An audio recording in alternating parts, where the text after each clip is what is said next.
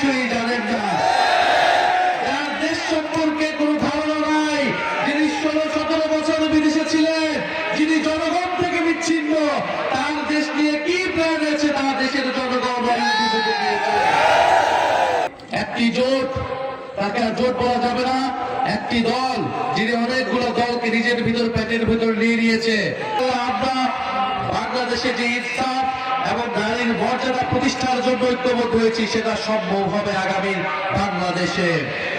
প্রিয় এলাকাবাসী, আমরা দেখতে পাচ্ছি একটি জোট, তাকে আর জোট বলা যাবে না, একটি দল যিনি অনেকগুলো দলকে নিজের ভিতর পেটের ভিতর নিয়ে নিয়েছে, বহুদলীয় গণতন্ত্রকে নষ্ট করে দিয়েছে, সেই দল বিভিন্ন জায়গায় হুমকি দিয়ে বেড়াচ্ছে সেই দলের নেতা কর্মীরা। আমরা বলছি সেই হুমকি রক্তচক্ষু উপেক্ষা করেই আমরা 5ই আগস্ট ঘটিয়েছিলাম। আমরা কোন হুমকি এবং রক্তচক্ষুকে ভয় পাই না। এই সারা আশুলিয়ার এই ঢাকা 19-এর মানুষ কোন রক্তচক্ষুকে ভয় পায় না। সেই দলের নেতা যখন দেশে এসে নামলেন, তিনি বললেন তার একটা প্ল্যান রয়েছে। আমরা সাধুবাদ জানিয়েছি, আমরা প্ল্যান থাকলে প্ল্যান শেয়ার করেন, আমরা চাই বাংলাদেশ পরিবর্তন হোক, আমরা সম্প্রীতির রাজনীতি করতে চেয়েছিলাম।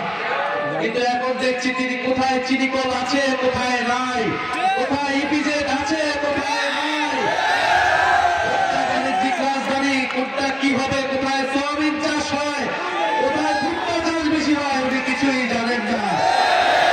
যার দেশ সম্পর্কে কোনো ধারণা নাই, যিনি 16-17 বছর বিদেশে ছিলেন, যিনি জনগণ থেকে বিচ্ছিন্ন, তার দেশ নিয়ে কি প্ল্যান আছে তার দেশের জনগণ এমন কোন প্ল্যান করবেন না যে বাংলাদেশকে আবারও পিছিয়ে নিয়ে যাবে। এমন কোন প্ল্যান আমরা বাংলাদেশে বাস্তবায়ন হতে দিব না যা ফ্যাসিস্টদেরকে পুনর্বাসন করবে। এমন কোন প্ল্যান আমরা বাংলাদেশে বাস্তবায়ন হতে দিব না যা বাংলাদেশে আবার আধিপত্যবাদী রাজনীতি তৈরি করবে। নিজেদের জীবন থাকতে আমরা সেই প্ল্যান বাস্তবায়ন হতে দেব না ইনশাআল্লাহ। আপনারা প্রস্তুত হন। আমরা বাংলাদেশের মানুষকে আর কোনো প্রতারক, আর কোনো বেঈমানদের কাছে আমরা দেশের ক্ষমতা, দেশের দায়িত্ব দিতে চাই না। আপনার একটা কথা বলা হচ্ছে যে অভিজ্ঞতা, রাষ্ট্র পরিচালনার অভিজ্ঞতা, রাষ্ট্র পরিচালনার অভিজ্ঞতা আপনাদের কি ছিল এটা বাংলাদেশের মানুষ দেখেছে। এই অভিজ্ঞতা কোনো ভালো কোনো অভিজ্ঞতা না। 2001 থেকে 6 যে অভিজ্ঞতা হয়েছে বাংলাদেশের মানুষ তা দেখেছে। জামাত ইসলাম সেই মন্ত্রণালয় ছিল, ক্যাবিনেটে ছিল, তারাও সেটার অভিজ্ঞতা নিয়েছেন। ফলে আমরা সেই পুরনো কথা বলে আপনাদের কাছে বিব্রত করতে চাই না। 5ই আগস্টের পর থেকে আপনারা বাংলাদেশে যা করেছেন এটাই যথেষ্ট আপনাদের বিরুদ্ধে ভোট দেওয়ার। অভিজ্ঞতার কথা বলে নিজেদেরকে আর অপমানিত করবেন না। বাংলাদেশের মানুষ এখন নতুনদেরকে সুযোগ দিতে চায়।